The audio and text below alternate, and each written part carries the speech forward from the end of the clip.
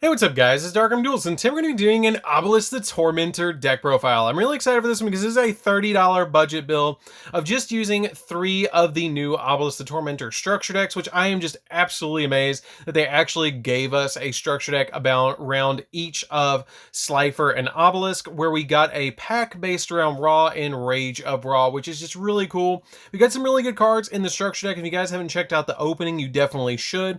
And I will be doing a $30 budget build of Slifer as well, so be on the lookout for that video if it hasn't already on the channel. I'm really excited to show you guys this one because this deck is really kind of neat and actually surprisingly consistent about getting out Obelisk with this particular build when you use 3 of these to get out Obelisk, which is really cool. So don't forget to like, comment, subscribe, hit the bell on there so you can become part of the notification squad, and definitely check out the Patreon down in the description below for all those awesome rewards, like getting your name description for every single video, getting assigned cards in the mail, and even getting to request a deck profile every single month to your patron along with test hands. So without further ado, let's get straight on into this, guys. I still think it's really cool that you can take like 3 structure decks and just kind of throw them together, and it kind of works. So first off, we're going to be playing 3 copies of Obelisk the Tormentor. So Obelisk the Tormentor is basically your big boy boss monster of the entire deck, that he comes out at 4,000 and you have to tribute 3 monsters to normal summon this card. He cannot be set, which is just like every single one of the 3 Egyptian gods. And he also has the ability, this card's normal summon cannot be negated. And when normal summoned cards, or when normal summon cards and effects cannot be activated. Neither player can target this card with card effects as well. And then once per turn during the end phase, if this card was special summoned, you send it back to the graveyard. And you contribute 2 monsters to destroy all monsters your opponent currently controls. And this card cannot declare an attack the turn you activate this effect, which is still a pretty good effect, just to be able to kind of board wipe your opponent of all their monsters and give you a 4K body to be able to kind of go after your opponent on the following turn. We then play 3 copies of Cyber Dragon. I thought the 3 copies of Cyber Dragon were a nice touch to be able to use as tribute fodder, and also they're really nice as well in this deck because the 3 copies of Cyber Dragon come out quite often just to be able to special summon a 2100 attack point monster to your side of the field, which is pretty nice, kind of like old school Yu-Gi-Oh when Cyber Dragon first came out. We then play 3 copies of Angel 01. Angel 01 is a fantastic card and arguably my favorite of all of the new cards that came out of the structure decks besides Soul Crossing, and it has the ability that you can special summon this card from your hand by revealing a level 7 or higher monster in your hand, and then you can special summon this card once per turn this way. And then while you control this special summon card, you can tribute summon 1 level 7 or higher monster in attack position during the main phase, in addition to your normal summoner set, which is pretty good that you can basically just special summon this card out, normal summon another card out, and then be able to special summon or normal summon out a card that's a level 7 or higher, which is pretty good in addition to our normal summoner set. So you have a way that you have like 2 monsters on your side of the field. This card can give you the additional normal summon to be able to get out your copy of your, or even if you just have 1 other monster, it's going to give you the additional way to get out your copy of your Obelisk, which is really nice actually. Like, I really like this card to help out the consistency of getting out Obelisk. We then play 3 copies of Nimble Momonga. I have not included this card in a deck in a long time, but it's actually one of my old school favorite cards because this card helps you out a lot in this particular deck, getting out a lot of your Nimble monsters, because basically they included a Nimble engine in here in the structure decks. But basically what this card does is this card is destroy by battle and sent to the graveyard. You gain 1,000 life points. Then you special summon any number of Nimble Momongas from your deck in face down defense position. So it lets you get 2 more copies of this card, special summon in face down defense, and every time it gets destroyed by battle, you gain 1,000 life points. So if they end up destroying all 3, then you are going to gain 3,000 life points, which is pretty good. We then play 3 copies of Nimble Beaver. Nimble Beaver comes in pretty handy in this build because when this card is normal summon, you get special summon a level 3 or lower Nimble monster from your deck or graveyard, which is pretty good actually, because basically you can special summon out a copy of Nimble Momonga from the deck and it's going to be able to get destroyed by battle, and then you get 2 more monsters on your field, and it can be really easy to basically, if you open up a copy of Obelisk, this, and a copy of Angel 01, you can normal summon this, reveal the Obelisk in hand, special summon the Angel 01, and then immediately special summon out the copy of Nimble Momonga off the special summon. And if you're going turn 2, swing at your opponent with the Nimble Momonga, or you can just immediately tribute summon all 3 to go for your copy of Obelisk, which is kind of neat. Or you can attack your opponent with the Nimble Momonga and then tribute off your copy of Angel 01, Nimble Beaver, and one of your 2 Nimble Momongas that you just special summon for a copy of Obelisk. So you have a lot of ways to get out your copy of Obelisk in this particular deck. We then play 3 copies of Super Nimble Mega Hamster. So Super Nimble, it is a nimble monster, which is kind of neat. It lets you flip it, or when it's flipped, you could special summon a level 3 or lower beast type monster from your deck and face down defense, which is always Nimble Mamunga. So opening up this card if you're going first is always a great play to be able to just immediately flip this card face up. Special summon Nimble Mamunga, get 2 more copies of this card, set it face down, and then make it so your opponent has to attack into these monsters as well to give you 2 more monsters. So basically, you're going to have 4 attacks to be able to get through your back row, or not back row, but all your monsters that are set. And if they don't, then if you have like Angelo 1 plus Obelisk in hand, then the following turn, you're going to get your copy of Obelisk out on the field, which is pretty good. We then play for the last 3 monsters. We're playing 3 copies of Ra's Disciple. I'm really kind of surprised that they didn't include this in the Slifer one, but they did include it in this one. But what this card does is when this card is summoned, you can special summon up to 2 more Ra's Disciples from your hand or deck, but they cannot be tributed except for the tribute of a Slifer the Sky Dragon, Obelisk the Tormentor, or the Winged Dragon of Ra. And you cannot special summon monsters except by the effect of Ra's Disciple, as long as you control these monsters. So this card's pretty easy to be able to just normal summon this card, double summon out an Obelisk Tormentor, and be able to just immediately get your copy of Obelisk Tormentor on your side of the field. So if you open up this plus double summon plus Obelisk, you're pretty much going to get your copy of Obelisk on the field turn 1, which is pretty good. So that's it for the monsters, guys. Let's get into the spells. So for the spells, we're going to be playing a single copy of Monster Reborn. The Monster Reborn kind of comes in handy in here because the Monster Reborn can revive back your copies of your Nimble monsters to be able to go into more plays. Play a single copy of Harpy's Feather Duster. Harpy's Feather Duster just really helps out, especially with a deck like this that plays Obelisk. It doesn't like to walk into back row, so you want to be able to use this card to be able to kind of just go through your opponent.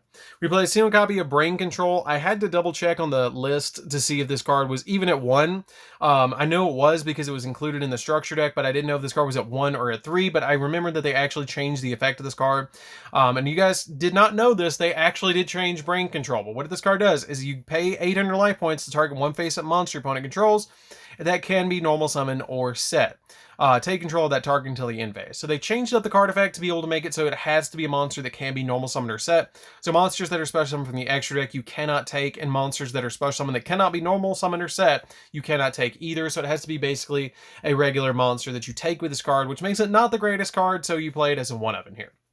We then played 2 copies of Fist of Fate. Fist of Fate is the Obelisk attack. I remember like this card being like super cool when I initially saw it, and it's still really a great card, but what it does is the activation, or this card cannot be negated, and if you control an Obelisk Tormentor, you can activate the effect to negate the effects of 1 face-up monster your opponent controls, and if you do, destroy that card.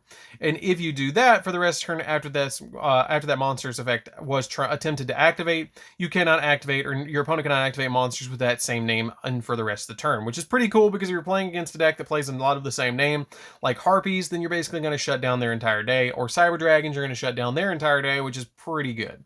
It also has the ability that if you activate this card during your main phase, you can also apply the effect to basically Harper Feather Duster your opponent's back row, which is pretty good because it just kind of like destroys all of their back row spells and traps. We then play 3 copies of Soul Crossing, which is the best card to draw in this entire deck, that basically lets you tribute your opponent's monsters to normal summon out your copy of Obelisk the Tormentor, which is pretty good because during the main phase, many less card resolves, you contribute monsters. You contribute summon a Divine Beast monster, and then during it, when you do, you contribute a monster that was or when you do, you contribute your opponent's monsters even though you do not control them. But if you do tribute summon this way, you can apply the effect that until the end of the turn after this card resolves, you can only activate card 1 more effect this turn, not including the effect of the Divine Beast monster, which is pretty good just to be able to tribute your opponent's monsters. This card is fantastic. And actually, cool fun fact, this is actually a scene from the show where Shizu was dueling against Kaiba, and he actually tributed using Soul Exchange her copies of her 3 fairy monsters that are Earth Fairies to be able to tribute summon out Obelisk the Tormentor. I actually went back and looked at this and was like, oh, that's where that's from. And he actually didn't use the effect of Soul Exchange, he used this effect to be able to summon out Obelisk. We then play 3 copies of Double Summon, because Double Summon just gives us additional summons to be able to summon out our copies of our monsters, to be able to get out our copy of Obelisk even faster. We then play 3 copies of Forbidden Chalice. The 3 copies of Forbidden Chalice is really good because it actually is kind of a hand trap in this deck. It lets you target a face-up monster on the field and negate its effects, but that monster gains 400 attack. So it can help you kind of slow down the opponent if you need to negate monster effects. You're going to need to go first to be able to activate this effect, but this deck is a very going first build in the way that it's built, which is kind of neat. We then play 2 copies of Forbidden Lance. Forbidden Lance kind of comes in helpful as well because it makes it so that you can target a face-up monster on the field. It loses 800 attack, but it's unaffected by the effect of spell and traps for the rest of the turn, which is kind of neat because it can help you protect some of your monsters on your side of the field, but also like bridge the gap so some of your monsters can attack over your opponent's monsters. And then since primarily we're using a nimble engine, we're playing 3 copies of Supply Squad because the 3 Supply Squads come in really handy because, for example, it turns your copies of your nimble Momongas into you gain 1,000 points and you get to draw a card, which is kind of neat. But they do stack, but they're only once per turn per Supply Squad, so you don't draw for multiple destructions. You only get to draw 1 card per turn per Supply Squad. So for example, if I have all 3 Supply Squads, they can chain to one another and let me draw 1, 2, 3, but they can only activate once each per turn, which is kind of neat. But they do come in handy in this deck because basically it does make, like I said, Nimble Momonga or your copy of Mega Hamster into a special summon and a draw 1, or a copy of Nimble Momonga, which turns it into a special summon 2, gain 1,000 life points, and draw a card, which can come in really handy in this deck. So that's it for the deck, guys. We don't play any of the traps because all they gave us in here was cloning, which was not very good. Drowning Mirror Force, which doesn't really fit with the theme of what this deck is trying to do with getting a bunch of monsters on the field. And they gave us Call of the Haunted, which I didn't feel like I really needed with the way that the deck played. So we didn't include any of the traps that we actually got in the structure deck. But I think the deck turned out overall a lot better than I thought it was going to. Originally, when seeing the structure deck, I was like, I don't know if that's going to be able to make a $30 budget build. But then I started playing around with it, and I was like, wow, you actually can do something with it. Would I carry it to regionals? Absolutely not. Would I carry it to a locals and take on some rogue decks? Maybe. I don't know how well I would win, but I would do okay. Would I take this on against, for say, a $30 budget build of Slifer, where you can actually do that to take this deck profile and the Slifer the Sky Dragon with another friend and be able to copy both these deck profiles and be able to duel against those? I have to say that's a lot of fun because I've done that, and it is really, really fun to actually do that, to see who can summon out Slifer or Obelisk first. I think that is a really fun concept and just a really cool, nostalgic thing to do. I really like, actually, the more that I see these structure decks, the more they kind of grow on me. So don't forget to like, comment, subscribe, guys. Hit the bell there so you can become part of Notification Squad, and definitely check out the Patreon down in the description below, and we'll see you guys in the next video. See you later, guys.